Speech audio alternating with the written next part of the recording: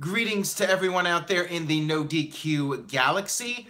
Welcome to NoDQ Live here on NoDQ.com and the YouTube channel, youtube.com/AaronRift We are coming off Monday Night Raw in jolly old London, England.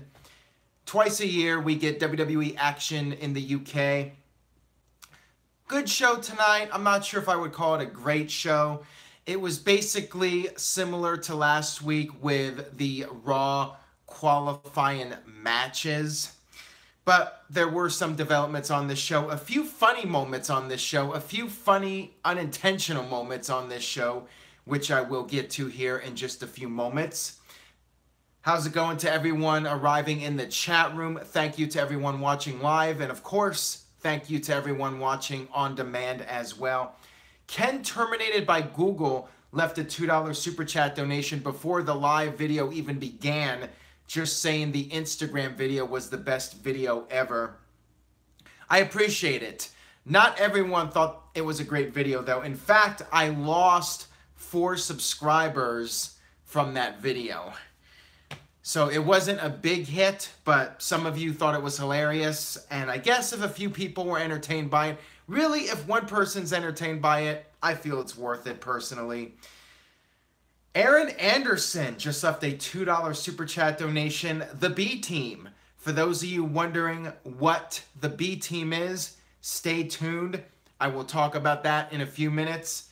Ken Terminated by Google says, WTF, are you joking? That's messed up. No, I am dead serious. I looked at the stats from YouTube. I lost 4 subscribers from that video.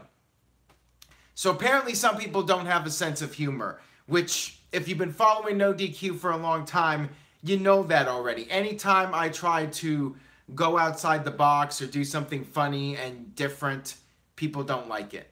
People like when I'm dead serious and I stick to wrestling. So that's what I'm going to do. I'm going to stick to wrestling and talk wrestling here. Monday Night Raw from London, England. Aaron Guy says, watching NoDQ live in the shower.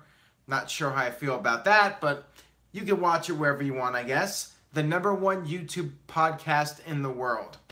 TJS is here. Kayfabe Candy Ass is here. Lance says, I love NoDQ. Ryan says, you are the best. David says, I thought the Instagram video was great. And of course, Ken Terminated by Google was a big fan of it. Kayfabe Candy Ass says, no fun allowed in this serious biznatch. That is true.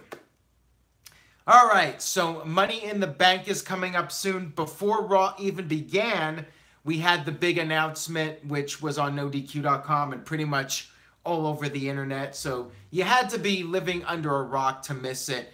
Basically, we have a huge, or as Donald Trump would say, a huge match set for Money in the Bank.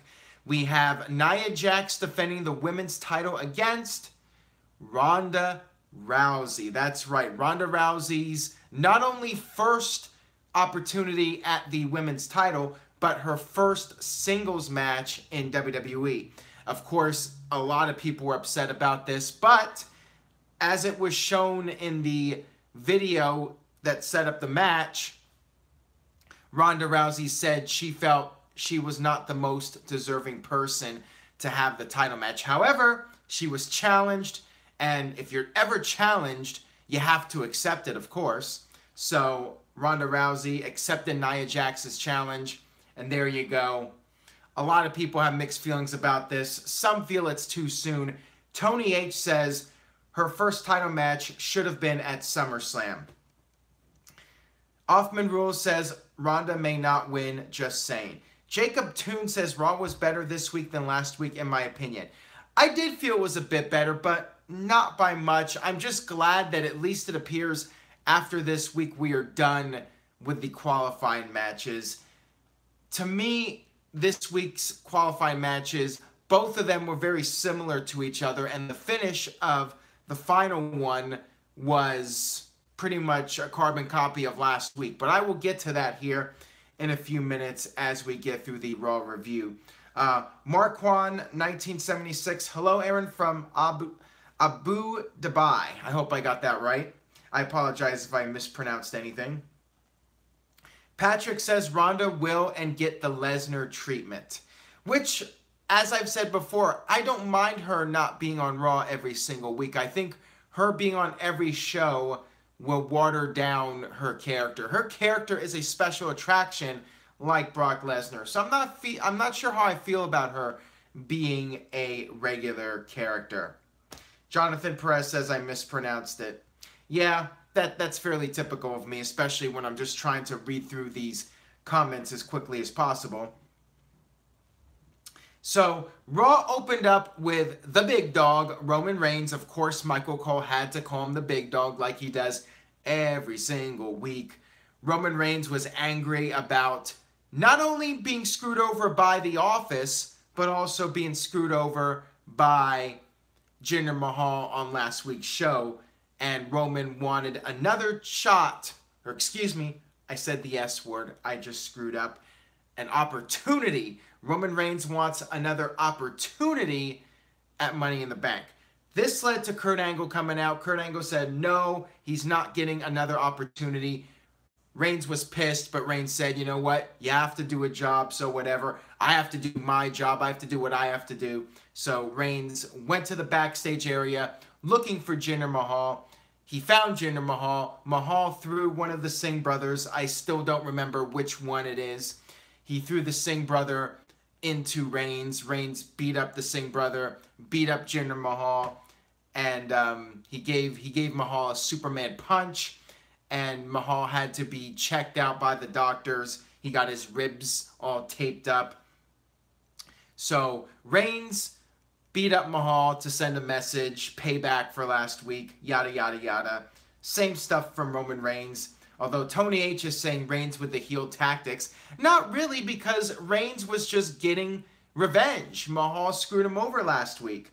But I like how Angle had to once again mention that the referee made a bad call. When we all know what happened at the GER, we all know that Brock Lesnar actually won the match, if you look at the footage carefully, with Roman Reigns' foot being on the ring skirt, not the floor, and then Brock Lesnar rolling off the cage onto the floor. But whatever, WWE's going to go with their story and just screw what the actual footage shows. Braden says, cannot wait for the Smarks to keep complaining about Reigns versus Mahal. Well, I am going to complain about it, so I'm not looking forward to this match, but there is a silver lining in the clouds. With Ronda Rousey versus Nia Jax taking place at Money in the Bank now, I think it's a safe bet we're not going to have Roman Reigns close the show. I think there's a decent chance Ronda Rousey and Nia Jax will close the show unless we get some sort of screw job, which very well could happen. But anyways, back to Monday Night Raw. We had Seth Rollins one-on-one with Kevin Owens for the IC title.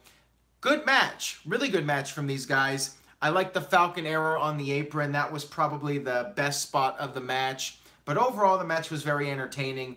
These guys did a great job. Rollins continues to have momentum in WWE.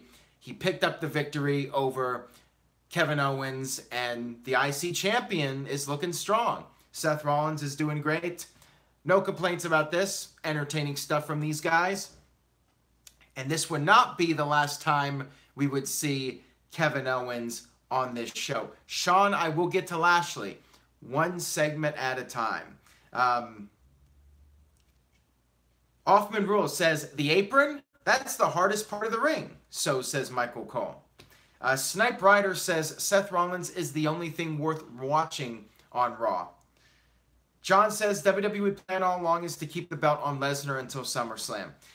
That very well could be the case. I mean, since Lesnar isn't at Money in the Bank, I really don't know if he's going to be at, I think it's Extreme Rules. I think they got rid of Battleground. Maybe it was Great Balls of Fire they got rid of. I'm not even sure at this point. Tony H says, who beats Rollins for the IC title? Maybe Finn Balor?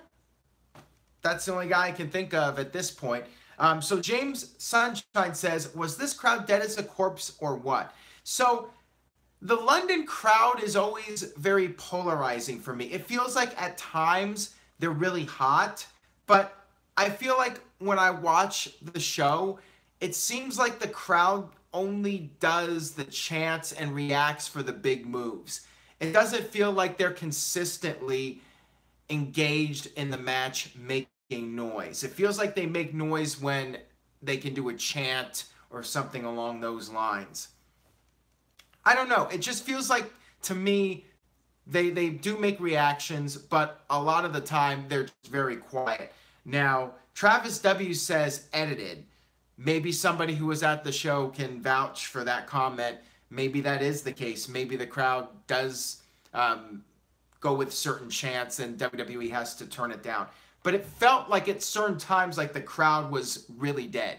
Other times it felt like they were hot. So yeah, the London crowd, and this seems to be a pattern. So maybe it is WWE editing the crowd. I don't know.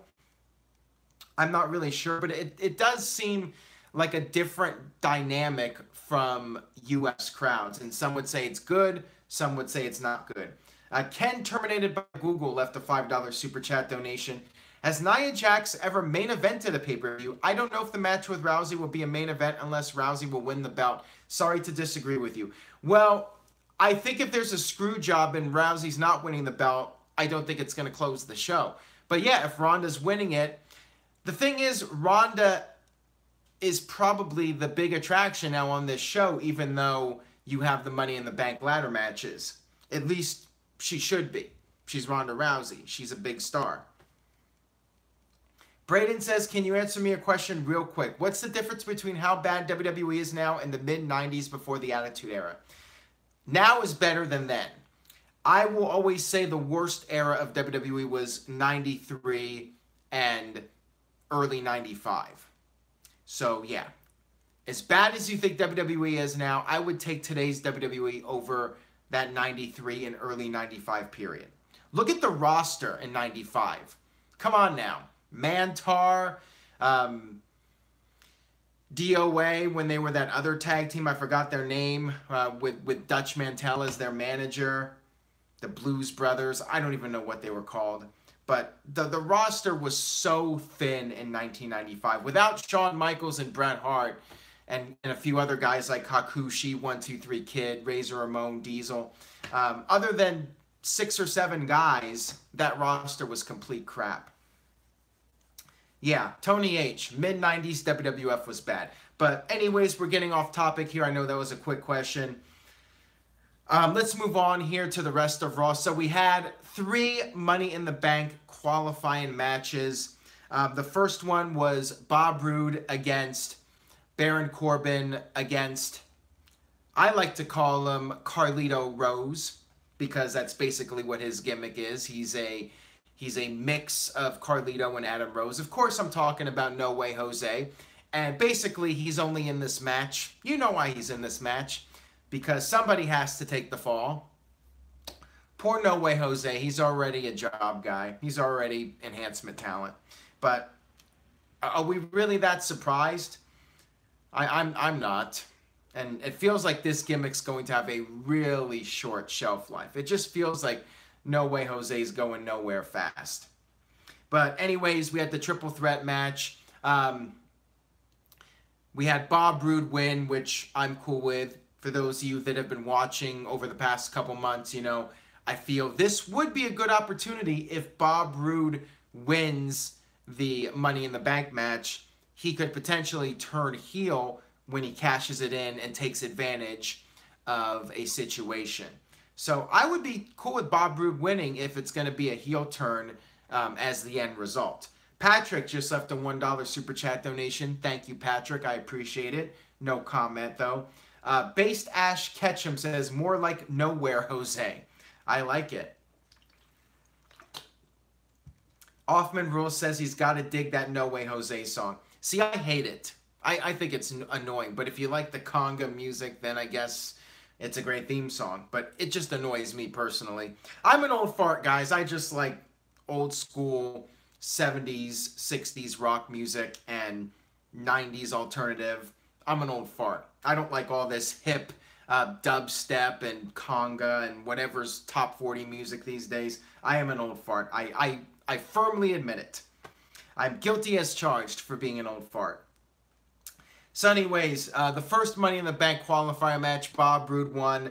The second one was the women's qualifier match. We had Bayley against Alexa Bliss and Mickie James. So of course we had Alexa and Mickie working together in the beginning of the match.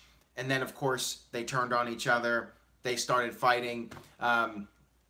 Alexa Bliss ended up picking up the victory, which is fine.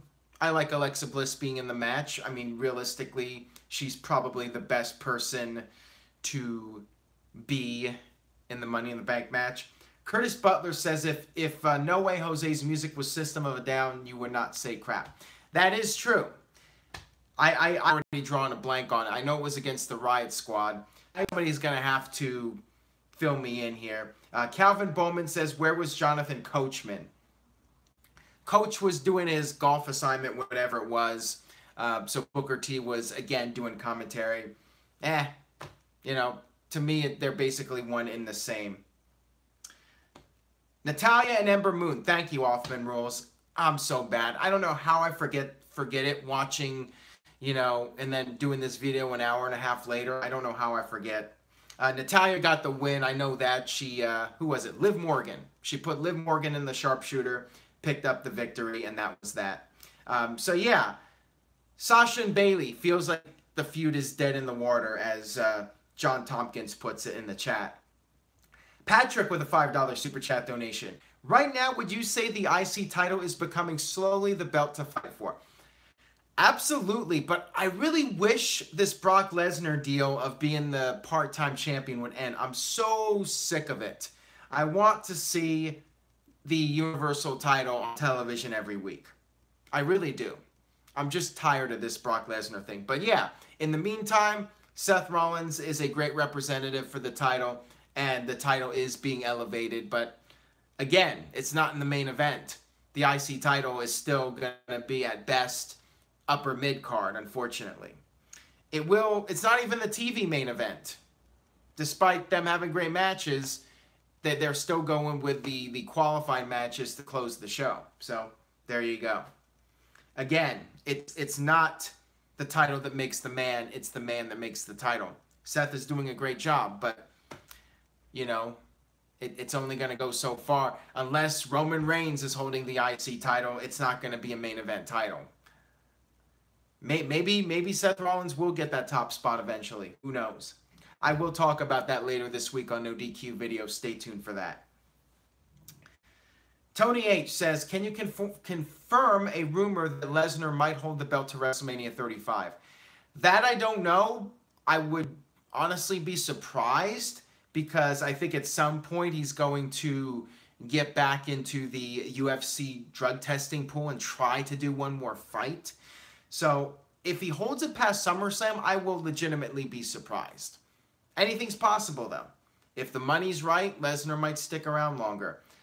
But if it was me, I'd start building towards somebody winning the title and moving on. I still want to see Paul Heyman turn heel against Lesnar, have a new client, and have Lesnar as a babyface go after Paul Heyman's new client. To me, it's an easy storyline. It writes itself. You know, Brock Lesnar's getting old, so Heyman, being the slime ball that he is, jumps ship to the next guy. I think it's an easy storyline to do and let Lesnar go out as a babyface. Just my opinion. I think it's time to change course with Brock Lesnar. I'm so tired of this Brock Lesnar, Paul Heyman thing. It's really old. So anyways, let's move on here. We had a tag team match. We had the Hardys against, not the restaurant Hardys, and I shouldn't say Hardys because there's only one Hardy. Matt Hardy and Bray Wyatt, the Deleter of Worlds, or whatever their tag team name is these days. They were up against the Revival. Poor Revival. So there's another match on this show which plays into the tag team title picture. I guess we'll talk about that first, and then we'll go back to Matt Hardy and Bray Wyatt. So Curtis Axel and Bo Dallas are apparently getting a push now. They have a new tag team name. They are now known as the B Team. And the London crowd started singing the A-Team song during their match with Breezango.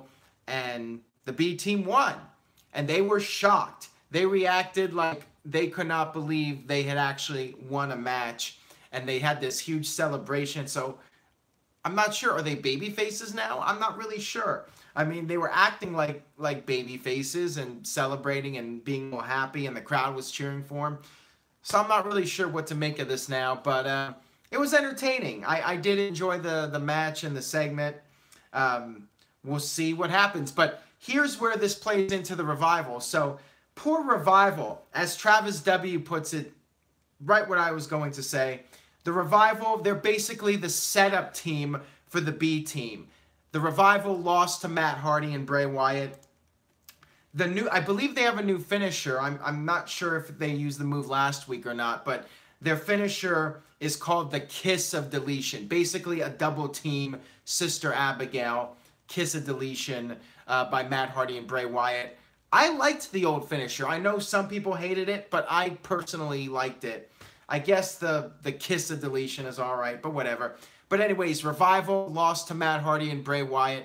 And then the B Team challenged Matt Hardy and Bray Wyatt for the tag team titles. So basically said they're coming after them for the tag team title. So yeah, Revival, basically the setup team for the B Team. Yeah. And I don't believe the Authors of Pain were on this show. So I have no idea what's going on with them. Sucks to be the Revival, though. When you're the setup team for the B Team, what does that make them? The D Team? The F Team? I don't know. Poor guys. They have fallen so far. I mean, I'm feeling like maybe Chad Gable. I think Chad Gable was on the main event match before Raw. Chad Gable and a returning Jason Jordan. Maybe they can reform American Alpha. And maybe we can have American Alpha versus the Revival at Money in the Bank to get these teams back on track and do something with these guys.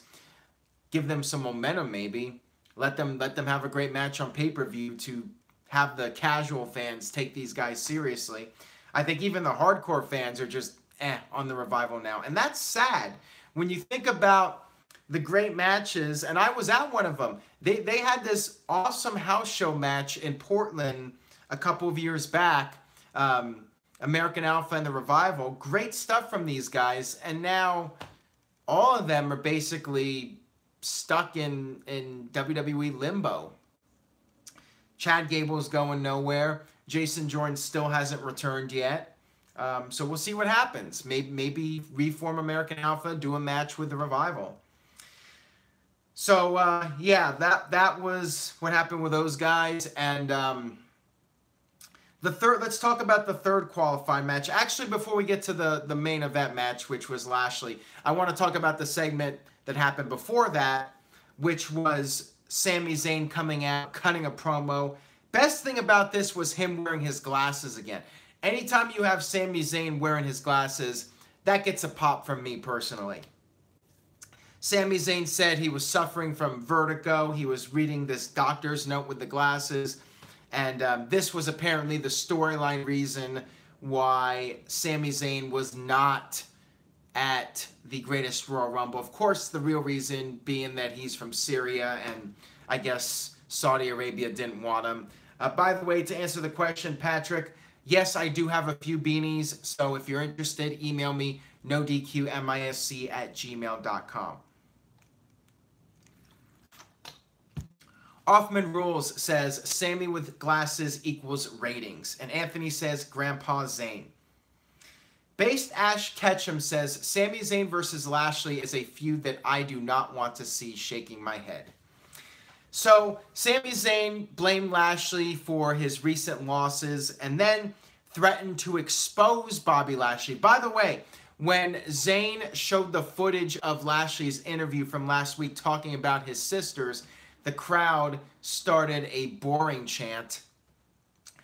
Even on TV, I guess WWE didn't didn't edit it down. If they did, they didn't do a very good job of it, because I could hear it watching it on TV, the boring chants. Apparently they were really loud in the arena, so maybe WWE did turn it down a little bit. Who knows?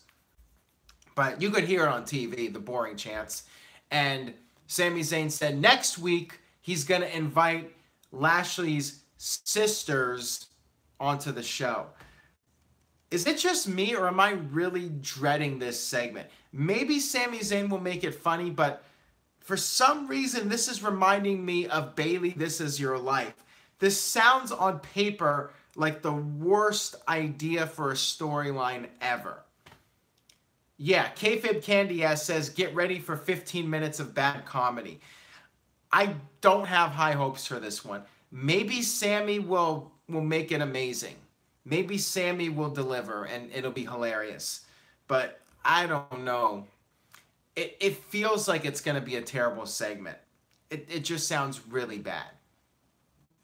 So backstage, we had Kevin Owens complain to Kurt Angle. Angle said, that's it, you're done. Owens was angry and he threatened to call Stephanie McMahon. Actually, he said it's not a threat, it's a promise. He's going to call Stephanie and complain about not being in a Money in the Bank qualifier. So Kurt was upset about that. Jinder, as I mentioned earlier, had his ribs taped up, but he was cleared to go. And then one of the funniest moments of the night, there were two hilarious moments on this show that I believe were unintentional. The first was with Jinder Mahal walking backstage, and then he gets speared by Roman Reigns. But not just a spear, speared through a, get ready, a cardboard wall. Yes, this very thin cardboard wall, which was apparently enough to prevent Jinder Mahal from competing in the Money in the Bank triple threat qualifying match. Yeah, a cardboard wall. Chris May says, could a Drew McIntyre versus Strowman match be a main event match you want to see? Thank you for all the wrestling news. I appreciate it, Chris Mace. I will talk about that here in just a second. Kayfabe Candy Ass says a piece of sheetrock blocking a hallway is a, quote, wall. This was just so... I burst out laughing when this happened. This was so cheesy. This reminded me of Carlito and Hornswoggle recreating the Roadrunner and Wile E. Coyote. This was just so cartoonish and goofy. It was impossible for me to take seriously. Yeah, this was just cringeworthy for sure. And then the other funny moment on this show was during the tag team match, Braun Strowman and Finn Balor against Drew McIntyre and Dolph. Still has the record scratcher, Ziggler. So I got the question from Chris Mace. We had a little bit of a tease for Braun Strowman and Drew McIntyre, but then Drew McIntyre tagged out to Dolph Ziggler. They could possibly have a big match at some point, but again, I don't think McIntyre and Ziggler should be splitting up anytime soon. I think they're best off as a team right now. But maybe down the line, we could see a one-on-one match, Drew McIntyre versus Braun Strowman. I would definitely consider that sometime down the line once this McIntyre-Ziggler team has cooled off and they go their separate ways. So anyways, the funny moment. Braun Strowman hit the bum rush on Drew McIntyre, and I believe this was unintentional. Drew McIntyre fell back into the trophy and knocked the trophy over, breaking it in the process. Maybe this was intentional. I'm not even sure.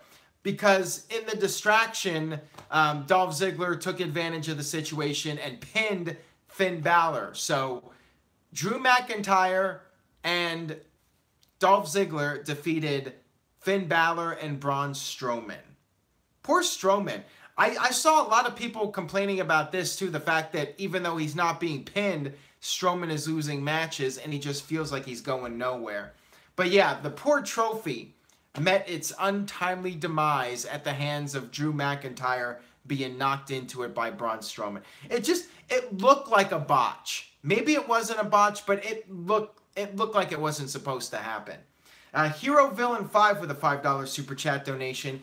Favorite Money in the Bank pay-per-view, not just Money in the Bank match, but overall show. Easily Money in the Bank 2011. John Cena, CM Punk. Enough said. Christian winning the world title, and of course the Money in the Bank matches on that show. That had to be the best one. But Money in the Bank back in Chicago this year. Can it live up to that show? It's got some big shoes to fill, but we'll see how it goes down.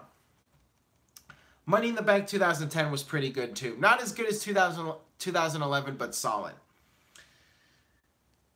Based Ash Ketchum says it could have been better if Drew just kicked it over himself. I agree. If Drew intentionally broke it and then Strowman and Balor were distracted that way, that would have been a lot better. The way it was done, it just looked like a botch. Maybe it wasn't, but it didn't look good. It looked like that was unintentional. Johnny Jam Films says it was a catastrophe. Ha ha ha. A good one, Johnny. I gotta say that's a funny one. I like it. Tom Huxley says Braun should have gotten a title opportunity, Tom, for winning the Greatest Royal Rumble because it sounds so unfair now. Yeah, coulda, woulda, shoulda, but didn't happen. So anyways, the main event match was the triple threat, the third qualifying match of the night, second one for the men. Now we have, I guess, all 4 men Raw's match slots filled. Lashley was booed, and when the crowd was not booing Lashley, they were chanting Lashley's sister. So I guess they find Lashley's sister to be hot. I don't know what the deal is with the chant. Maybe they just thought the segment was so stupid they were going to chant for Lashley's sister. The real star of the match was Elias. Elias was basically the babyface in this match. Kevin Owens got some heat by interrupting. By the way, so I need to go back for a moment here.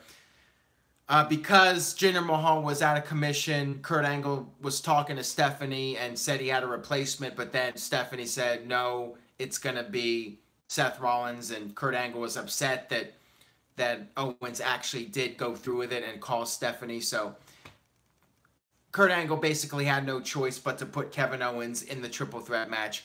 Owens interrupted Elias before Elias could even start his song, which was a great way to get heel heat. I love that. That was great. Now, the problem I have with this match, it was basically like the women's triple threat qualifier match where the two heels were working over the babyface before finally turning against each other. Literally booked the same exact way. Very lazy writing, in my opinion. If you're going to do 2 triple threat matches on the same show, at least book them a little bit differently. Wasn't a fan of this. I thought it was very lazy writing. Of course, just like the other match, the heels eventually turned against each other. Owens and Elias could only stay friends for so long.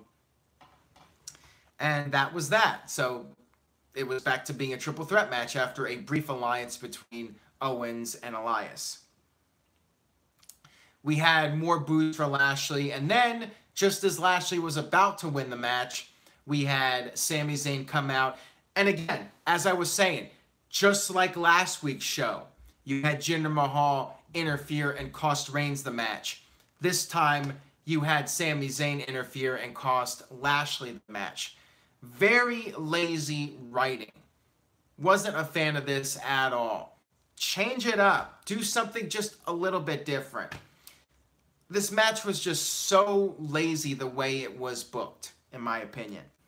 But anyways, due to the distraction, Elias got pinned by Kevin Owens with the frog splash, and Kevin Owens is heading to Money in the Bank. So there you have it. The 4 spots have now been filled for Money in the Bank. Somebody's going to have to remind me. I believe it's Balor, Rude, and I'm trying to think of the 4th person now. Oh, Strowman. So it's Strowman. Now I'm forgetting everybody again. Braun Strowman, Finn Balor, Bobby Roode, and Kevin Owens are the 4 Raw participants in the Money in the Bank ladder match. So no Elias. No Elias in Money in the Bank. That's disappointing.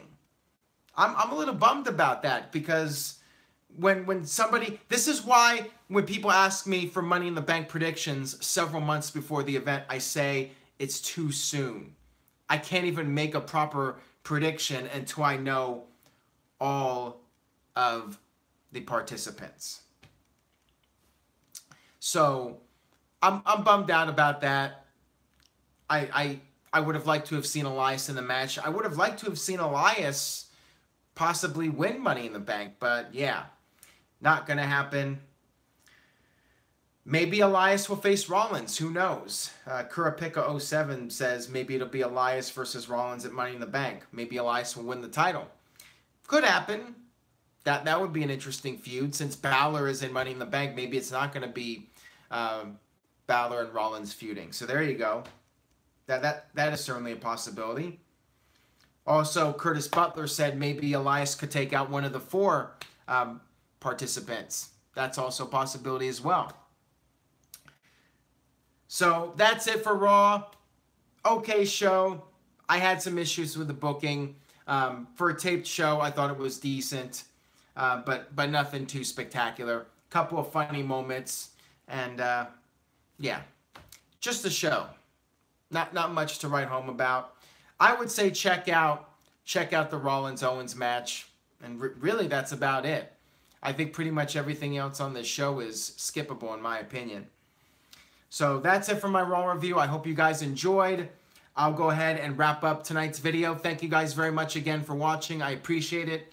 I will be back tomorrow night for another edition of NoDQ Live. NoDQ video will be back this week. NoDQ review, wrestling trivia challenge, lots of content. I will be talking about All In selling out on NoDQ video this week, so stay tuned for that. Thank you all for watching again. Please share this video, spread the word, and I will see you guys tomorrow night for another edition of NoDQ Live.